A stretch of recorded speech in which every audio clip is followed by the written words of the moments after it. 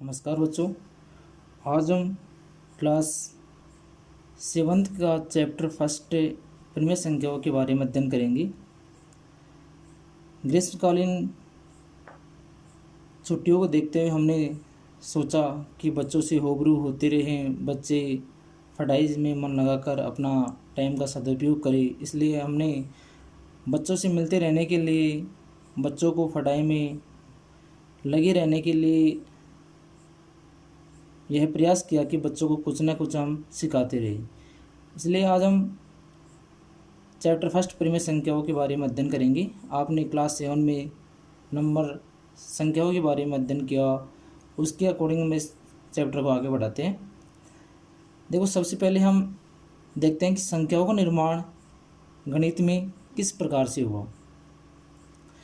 गणित में संख्याओं का निर्माण अंकों से मिलकर होता है। गणित में 10 अंक होते हैं, 0 से लेकर 9 तक। इन 0 से 9 तक 10 अंकों की सहायता से ही हम संख्याओं का निर्माण करते हैं। इन 10 अंकों की सहायता से हम कितनी भी संख्या, कोई सी भी संख्या, कितनी भी बड़ी संख्या लिख सकते हैं और संख्याओं का दशमलव प्रसार विस्तार रूप ये ज्ञात कर सकते हैं। इन संख्याओं के आधार पर हम सबसे पहले देखें प्राकृत संख्या। प्राकृत संख्या ऐसी संख्या जो 1 से प्रारंभ होकर धनात्मक की ओर, अनंत तक की ओर बढ़ती है, वह प्राकृत संख्या कहलाती है। जैसे 1, 2, 3, 4 पूर्ण संख्या। यदि प्राकृत संख्या में 0 शामिल कर दें तो 0, 1, 2, 3, 4, 5, 6 अनंत की ओर बढ़ेंगे तो ये पूर्ण संख्या। पूर्णांक संख्या, होल नंबर्स। यदि पूर्ण संख्याओं में माइनस की संख्या भी शामिल कर दें तो वह संख्या पूर्णांक संख्या कहलाती है। जैसे -2, -1, 0, 1, 2, 3, 4। तो राइट साइड और लेफ्ट साइड दोनों, मतलब बाएं तरफ भी और दाएं तरफ भी अनंत रूप से बढ़ती रहती है। ऐसी संख्याएं पूर्णांक संख्या कहलाती है। परिमेय संख्या ऐसी संख्या जिसको a/b के रूप में लिख सकते हैं, जहाँ b का मान 0 के बराबर नहीं हो सकता। देखो, हमने b का मान 0 के बराबर क्यों नहीं लिया? क्योंकि यदि हम किसी भी संख्या में यदि 0 का भाग देते हैं, किसी भी संख्या में 0 का भाग देते हैं तो इन्फिनेटिव मान, अपरिभाषित मान आता है। अपरिभाषित मान जिसको हम परिभाषित नहीं कर सकते, जिसका कोई अस्तित्व नहीं होता है, इसलिए हम किसी भी संख्या में 0 का भाग नहीं दे सकते हैं। अपरिमेय संख्या ऐसी संख्या जिसको a/b के रूप में नहीं लिखा जा सकता, अपरिमेय संख्या कहलाती है। यदि हम इन सभी संख्याओं को संख्या रेखा पर प्रदर्शित करें तो बीच में 0, इसकी दाईं साइड में से प्लस की संख्या और बाएं साइड में हमेशा माइनस की संख्या लिखी होंगी। तो 1 से लेकर इस साइड में प्राकृत संख्या हो गई, 0 को शामिल करेंगे तो पूर्ण संख्या हो गई, उनमें सभी को शामिल करेंगे तो ये पूर्णांक हो गई, ये सभी पूर्णांक हो गई। अब प्राकृत संख्या, पूर्ण संख्या और पूर्णांक संख्या ये सभी परिमेय संख्या होती है। ये सभी परिमेय संख्या होती है। हम देखते हैं कि परिमेय संख्याएं 2 प्रकार की होती है, एक धनात्मक परिमेय संख्या और एक ऋणात्मक परिमेय संख्या। बस संख्या भी देखिए हम, तो एक धनात्मक संख्या होती है, एक ऋणात्मक संख्या होती है। जिसमें हम ऋण होता है, माइनस का चिन्ह लगा होता है, उसे हम ऋणात्मक संख्या कहते हैं। जिसमें प्लस का चिन्ह या फिर कोई भी चिन्ह नहीं लगा होता है उसे हम धनात्मक संख्या कहते हैं। इसके बाद में हम इसमें योग, जोड़ना, व्यंकलन, घटाव, गुणन, भाग, इसके अकॉर्डिंग हम परिमेय संख्याओं के बारे में अध्ययन करेंगे कि परिमेय संख्या को जोड़ेंगे तो कौन सा मान आएगा, इसको जोड़ेंगे नहीं तो कौन सा मान आएगा, इसके अकॉर्डिंग देखते हैं हम। देखो बच्चों, आगे देखते हैं हम कि योग के लिए देखते हैं कि यदि प्राकृत संख्याओं को जोड़ेंगे, हम प्राकृत संख्याओं को जोड़ेंगे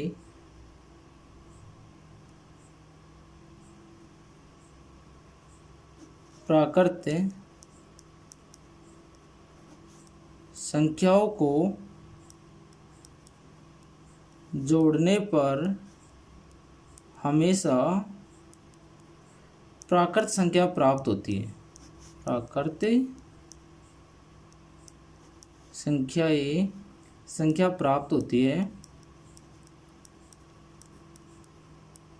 इसलिए योग के लिए प्राकृत संख्या हमेशा संवृत होती है। तो हम सबसे पहले देखें संवृत।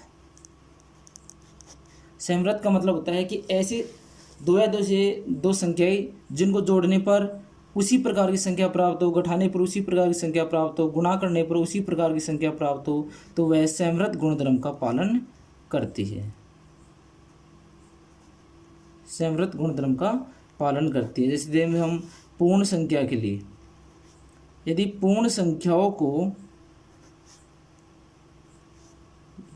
योग व गुणा किया जाए, योग व गुणा किया जाए तो पूर्ण संख्या ही प्राप्त होती है। पूर्ण संख्या ही प्राप्त होती है। संख्या ही प्राप्त होती है। तो यह संवृत नियम का पालन करता है। किसका नियम का पालन करेगा? संवृत नियम का पालन करेगा। जैसे हम देखें कि पूर्ण संख्याओं में एक में एक जोड़ेंगे तो 2 आएगा, तो क्या होगा, ये 2 भी संवृत है और 1 और 2 भी पूर्ण संख्या और 2 भी पूर्ण संख्या है। यदि हम 2 को 2 से मल्टीप्लाई करेंगे तो 4 आएगा, तो 2 भी पूर्ण संख्या है और 4 भी पूर्ण संख्या है। लेकिन यदि हम पूर्ण संख्या को घटाव व भाग में उपयोग करें तो पूर्ण संख्या प्राप्त नहीं होती है। पूर्ण संख्या प्राप्त नहीं होती है। तो यह संवृत नियम का पालन नहीं करता है। देखो बच्चों, जैसे हम एक में एक घटाएंगे तो 0 आ गया। 0 तो क्या है? पूर्ण संख्या है, तो इसके लिए तो सही है। लेकिन यदि हम एक में माइनस का 2 घटाएंगे तो 1 और 2 क्या है? पूर्ण संख्या है, लेकिन एक में हम माइनस का 2 घटाएंगे तो माइनस का 1 बचेगा। यह एक पूर्ण संख्या नहीं है, इसलिए यह संवृत नियम का पालन नहीं करता। भाग के लिए भी, जैसे हम 1 में 2 का भाग देंगे तो 1 और 2 तो क्या है? पूर्ण संख्या, लेकिन 1/2 पूर्ण संख्या नहीं है। 1/2 पूर्ण संख्या नहीं है। इस प्रकार हम ये पूर्ण संख्याओं के लिए ज्ञात किया।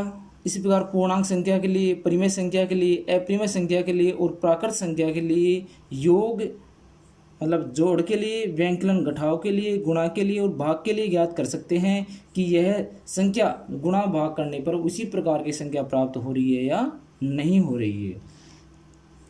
देखो, इसी प्रकार से हम एक नियम, अगला नियम है कि परिमेय संख्याओं के लिए परिमेय संख्या शून्य योज्य तत्समक होता है। मतलब परिमेय संख्या का परिमेय रेशनल नंबर है, परिमेय संख्या का तत्समक। तो तत्समक है जो हमेशा योग के लिए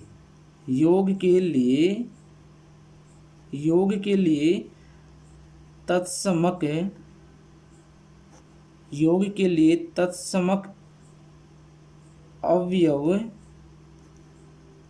हमेशा 0 होता है।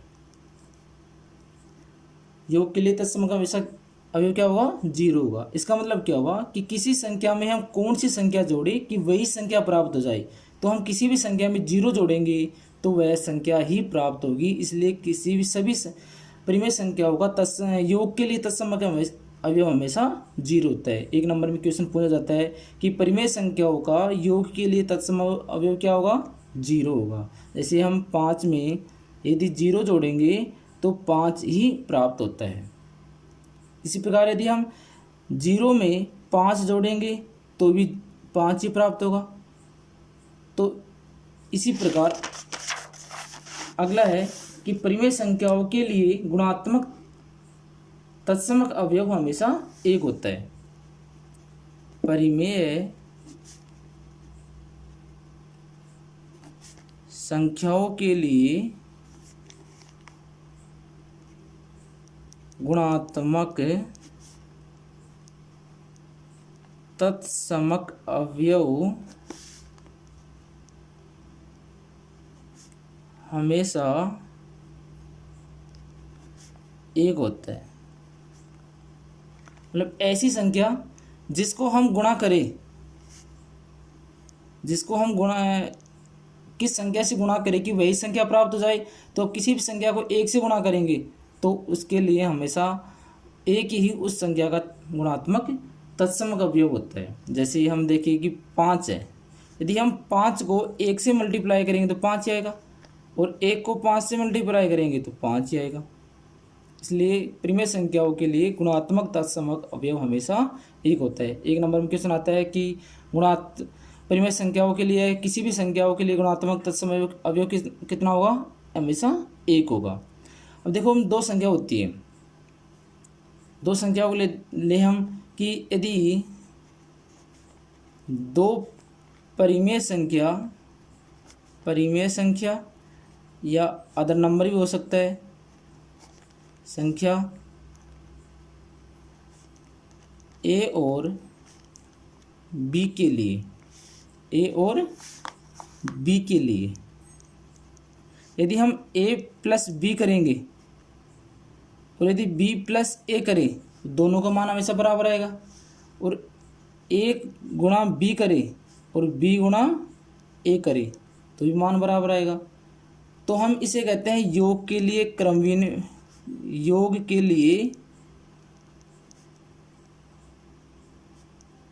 विनिमय नियम, और इसे कहते हैं गुणा के लिए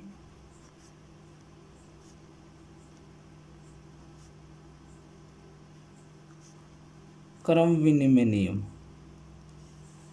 गुणा के लिए क्रम विनिमय नियम। यदि हम दो देखें कि दो परिमेय संख्याएं हैं, दो परिमेय संख्या 1/2 व 3/2 है, कि परिमेय संख्या 1/2 व 3/2 के लिए योग के लिए क्रम नियम होगा। यदि हम 1/2 प्लस 3/2 करेंगे तो भी इसका मान हमेशा एलसीएम लेंगे 2 आएगा। 1 प्लस 3 4 होगा, 4/2 बराबर 2। इसी प्रकार यदि 3/2 प्लस 1/2 करेंगे तो भी 3 प्लस 1/2 बराबर 4/2 बराबर 2। दोनों का मान क्या है, बराबर है, तो हम कह सकते हैं कि 1/2 में 3/2 जोड़ेंगे तो भी इसका मान 2 आएगा, और 3/2 में 1/2 जोड़ेंगे तो भी इसका मान 2 आएगा। तो योग के लिए क्रमशः नियम हो गया। इसी प्रकार यदि हम 1/2 को 3/2 से मल्टीप्लाई करेंगे तो 3/4 आएगा, और 3/2 को 1/2 से मल्टीप्लाई करेंगे तो भी इसका मान 3/4 ही आएगा। तो यह गुणा के लिए क्रम विनिमय नियम हो गया। इसके बाद में आता है परिमेय संख्या का योज्य प्रतिलोम। एग्जाम की दृष्टि से वेरी वेरी इंपॉर्टेंट है। परिमेय संख्या का योज्य प्रतिलोम एग्जाम में आता है कि किसी परिमेय संख्या का योज्य प्रतिलोम ज्ञात कीजिए। तो योज्य प्रतिलोम का मतलब है यदि किसी परिमेय रेशनल नंबर या संख्या में ऐसी संख्या जोड़ी जाए कि संख्या का मान 0 हो जाए, तो वह संख्या उस संख्या की योज्य प्रतिलोम कहलाता है। उस संख्या का योज्य प्रतिलोम कहलाता है। देखो बच्चों, इसका मतलब हुआ कि ऐसी संख्या जिसमें ऐसी संख्या जोड़ी जाए कि उस संख्या को जोड़ने पर उस संपूर्ण संख्या का मान 0 हो जाए। जैसे a/b कोई परिमेय संख्या है, यदि इस परिमेय संख्या में हम a/b ही घटा दें तो कितना मान आएगा, 0।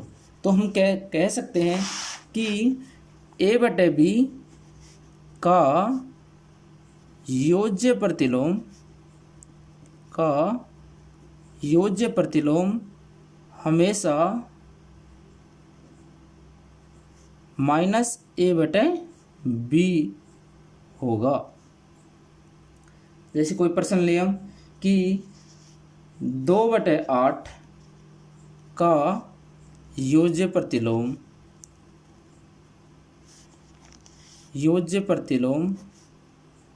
ज्ञात कीजिए। तो देखो सबसे पहले देखिए हम 2/8 है, यदि हम 2 में 8 का भाग देंगे तो 1/4 आएगा। अब 1/4 में हम यदि 1/4 में माइनस की 1/4 संख्या जोड़ते हैं तो मान 0 प्राप्त होता है, मान 0 प्राप्त होता है। तो हम कह सकते हैं कि 1/4 में यदि हम माइनस की 1/4 संख्या जोड़ेंगे तो मान 0 आएगा। तो 1/4 का योज्य प्रतिलोम माइनस का 1/4 होगा। इसी प्रकार देखिए हम माइनस का 6/5 का योज्य प्रतिलोम प्लस का 6/5 होगा, क्योंकि यदि हम माइनस के 6/5 में प्लस का 6/5 जोड़ेंगे तो इसका मान 0 आएगा, का मान 0 आएगा। तो इसका योज्य प्रतिलोम 6/5 हो गया। देखो तो आगे अगला है इसका सेकंड पोर्शन है इसका गुणात्मक प्रतिलोम ज्ञात करना। गुणात्मक प्रतिलोम देखो, गुणात्मक प्रतिलोम का मतलब है किसी परिमेय संख्या को ऐसी परिमेय संख्या से मल्टीप्लाई करे कि गुणा करने पर उसका मान हमेशा 1 प्राप्त हो, तो वह उसका गुणात्मक प्रतिलोम कहलाता है। यदि a का a बटे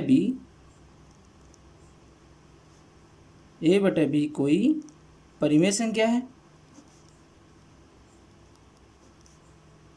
a बटे b कोई परिमेय संख्या है, तो a बटे b का गुणात्मक प्रतिलोम b बटे a होगा, क्योंकि यदि हम a बटे b को b बटे a से गुणा करेंगे तो a से कैंसिल, b से b कैंसिल, कितना माना गया 1।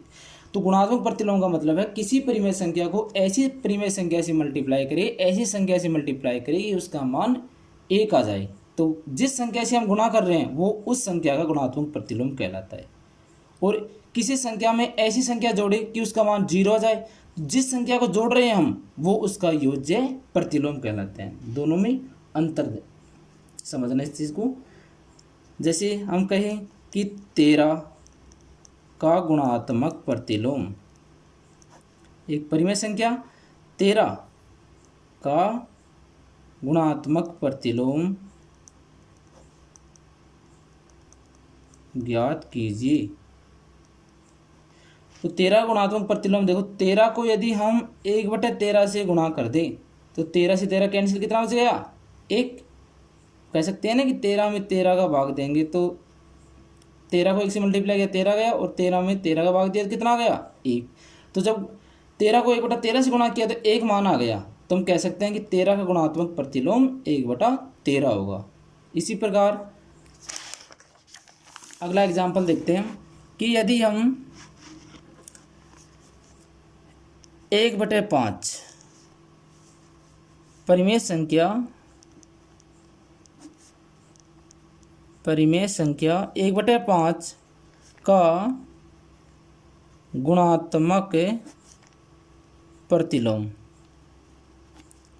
प्रतिलोम ज्ञात कीजिए। तो हम 1/5 है, माइनस का 1/5 है। देखो यदि हम माइनस के 1/5 को किस संख्या से गुणा करें कि उसका मान 1 आ जाए, वो मान धनात्मक 1 आना चाहिए। तो हम इसी संख्या को माइनस की 5/1 से गुणा कर दे तो 1 से कैंसिल हो जाएगा, माइनस गुणा माइनस हमेशा प्लस होता है, और 5 से 5 कैंसिल, कितना बच गया 1।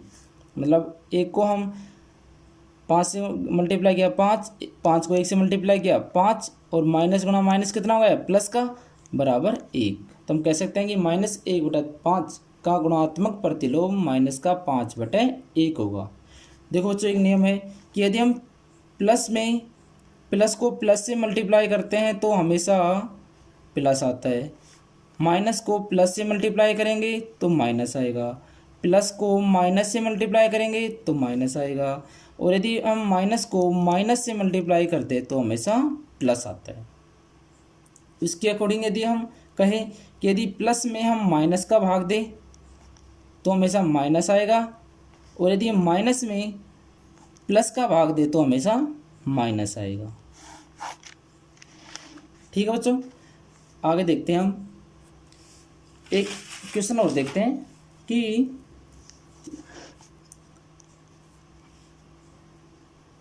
अगला क्वेश्चन है कि -6/9 -6/9 का गुणात्मक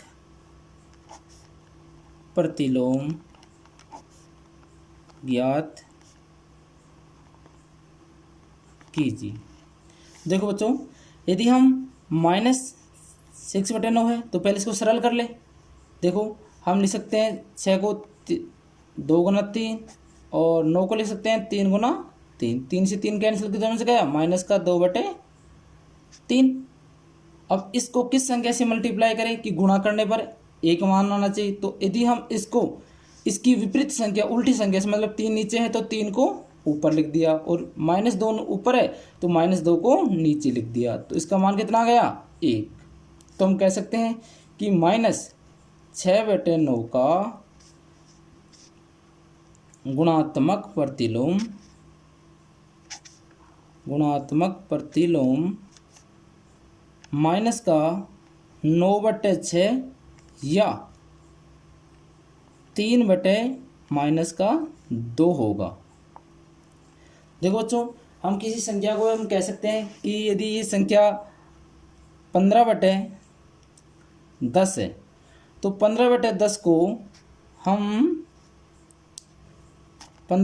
को हम सरल रूप में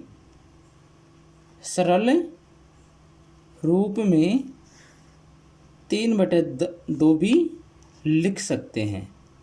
हम देखते हैं कि कोई भिन्न होती है, भिन्न को हम भिन्नात्मक रूप में लिखने के लिए उसका सरलतम रूप भी लिख सकते हैं। तो 15/10 को हम सरल रूप में 2/3 भी लिख सकते हैं।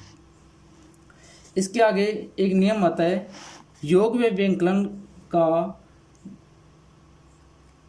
व्यंकलन पर गुणन की वितरकता का नियम या बंटनता का नियम। अगला टॉपिक है योग व व्यंकलन। व्यंकलन का मतलब होता है घटाना,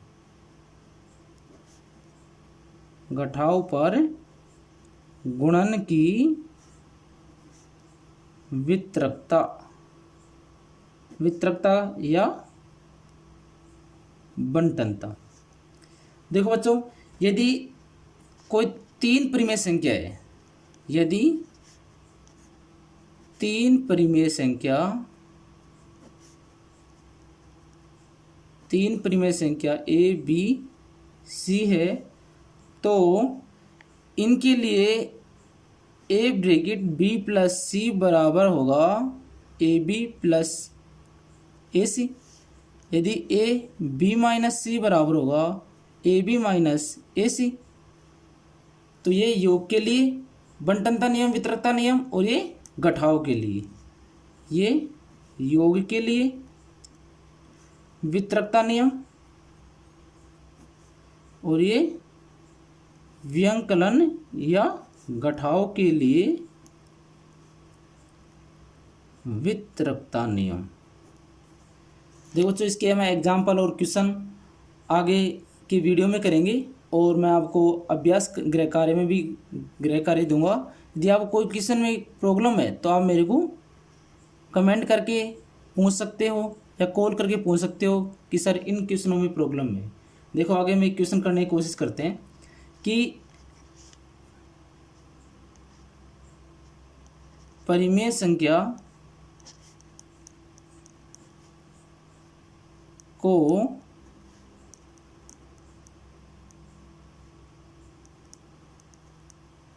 वितरकता के उपयोग से हल कीजिए, के उपयोग से हल कीजिए। देखो बच्चों, एक नंबर 7/5 प्लस -13/12 प्लस 7/5 गुना 5/12। देखो ये इसमें हम वितरकता नियम लगाएंगे। अब इसका मतलब क्या है कि 3 नंबर होने चाहिए। अब 3 नंबर है, इसमें 4 नंबर है। देखो 1 2 3 4, इसका मतलब एक नंबर कटना चाहिए, जब आ सकता है इसमें। देखो इसके लिए क्या होगा, इसमें हम इसको सोल्व कर सकते हैं कि यदि 5 से 5 काटे, इस संख्या कट गई, इधर बच गया 7 × 5 गुना माइनस का 13 × 12 प्लस 7/12। अब देखो 7 यहाँ पर है, 7 यहाँ पर, 12 यहाँ पर, 12 यहाँ पर, तो इसको हम कॉमन ले सकते हैं। इसको यहाँ पर क्या लिख सकते हैं, हम 1 लिख सकते हैं। तो इसमें देख दो a गुणा b और a गुणा c, इसके अकॉर्डिंग हम वितरण नियम, योग के लिए वितरण नियम लग रहा है यहाँ से। तो हम a को कॉमन ले लेते हैं यहाँ से, 7/12, b बच गया यहाँ से माइनस का 3/5 और प्लस का 1। ठीक है बच्चों। अब देखो आगे, अब इसको हम सोल्व कर लेते हैं। 7/12 ब्रैकेट, यहाँ से एलसीएम लेंगे 5 -3 + 5, 7/12, 5 में से 3 गए तो प्लस के 2 × 5। ब्रैकेट के बाहर कोई सी भी संख्या होती है वो हमेशा मल्टीप्लाई में होती है, इससे हम काटेंगे, इसको 6 बच गया, यहाँ से आ गया 7/7 30। तो इसको हम वितरण नियम से, वितरकता नियम से, बंटनता नियम से सोल्व किया, तो इस प्रकार से इसका मान 7/30 प्राप्त होता है। इसके आगे हम अन्य क्वेश्चन को सोल्व करते हैं। देखो बच्चों कि ऐसी संख्याएं, ऐसी परिमेय संख्या जिसका कोई व्युत्क्रम नहीं होता। पहला नियम, ऐसी परिमेय संख्या, ऐसी परिमेय संख्या जिसका कोई व्युत्क्रम नहीं होता, व्युत्क्रम नहीं होता है। तो ऐसी कौन सी परिमेय संख्या है जिसका कोई व्युत्क्रम नहीं होता है। देखो बच्चों, इसको हम सोल्व करें तो ऐसी संख्या 0 है। परिमेय संख्या कैसी है, 0 है। परिमेय संख्या 0, क्योंकि यदि हम 0 का व्युत्क्रम का मतलब उसका भाग दे, 1 में भाग देना, 1 में भाग देना उसी संख्या का। जैसे हम परिमेय संख्या 0 है, यदि हम 1 में 0 का भाग देंगे तो ये अपरिभाषित मान है। क्या है, अपरिभाषित मान है। इसको हम परिभाषित नहीं कर सकते, ये इन्फिनेटिव मान कहलाता है, इसकी कोई भी अस्तित्व नहीं है। इसलिए हम कह सकते हैं कि ऐसी परिमेय संख्या जिसका कोई व्युत्क्रम नहीं होता वह परिमेय संख्या 0 है। अगली परिमेय संख्या जो अपने व्युत्क्रम के समान है, तो ऐसी परिमेय संख्या जो अपने व्युत्क्रम के समान है तो क्या होगा, एक ऐसी परिमेय संख्या रेशनल नंबर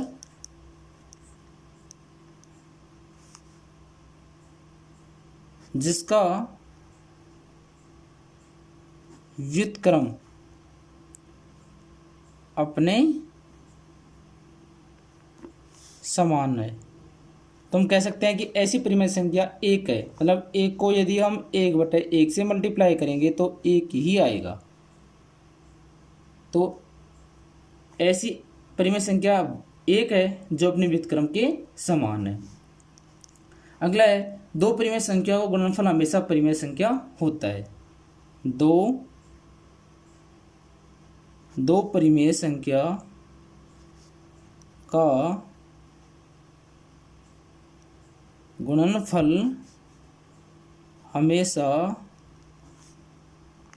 परिमेय रेशनल नंबर परिमेय संख्या होता है। यदि हम दो परिमेय संख्याओं को गुणा करेंगे तो हमेशा परिमेय संख्या प्राप्त होगी। इसके अकॉर्डिंग आगे बताऊँ बच्चों को मैं कि दो परिमेय संख्याओं का गुणनफल हमेशा परिमेय संख्या होगा। दो परिमेय संख्या को गुणा करेंगे तो हमेशा परिमेय संख्या ही प्राप्त होंगी। दो परिमेय संख्या को जोड़ेंगे तो परिमेय संख्या ही प्राप्त होंगी। दो परिमेय संख्या को घटाएंगे तो भी परिमेय संख्या ही प्राप्त होंगी। लेकिन दो परिमेय संख्याओं में हम भाग दें तो ये कन्फर्म नहीं है कि परिमेय संख्या ही प्राप्त हो। ठीक है, इसके आगे हम कह सकते हैं किसी धनात्मक परिमेय संख्या का व्युत्क्रम धनात्मक परिमेय संख्या होता है। देखो अगला है किसी धनात्मक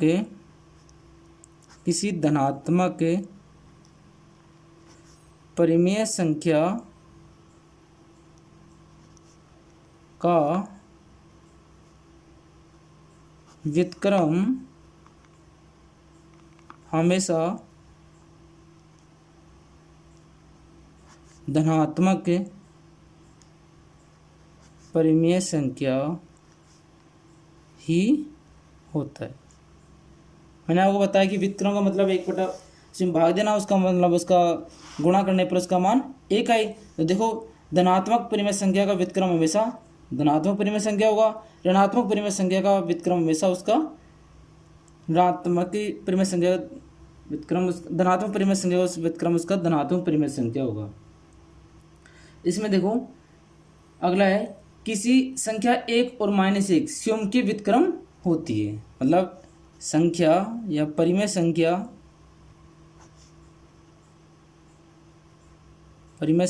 1 तथा -1 स्वयं के व्युत्क्रम होती है। हम कह सकते हैं कि 1 का व्युत्क्रम 1 ही होता है और -1 का व्युत्क्रम -1 ही होता है। ठीक है बच्चों, आज हम फर्स्ट चैप्टर के बारे में अध्ययन किया। इसके अभ्यास कार्य गृह कार्य आपको मैं अगली वीडियो में दूंगा। यहाँ तक जो भी प्रॉब्लम हो आप मुझसे शेयर कीजिए, पूछिए। इसके या यह पहला वीडियो है और मैं आज आपको पहली बार इस ऑनलाइन क्लास के बारे से पढ़ाने की कोशिश कर रहा हूँ। कुछ भी गलती हो तो बताएं और हम हर कार्य को बेहतर करने की कोशिश करेंगे। आपके लिए हम हमेशा तत्पर रहते हैं और आपको अधिक से अधिक बेटर देने की कोशिश करते हैं कि बच्चे को ज्ञान प्राप्त करके आगे बढ़ते रहे। Thank you, God bless you.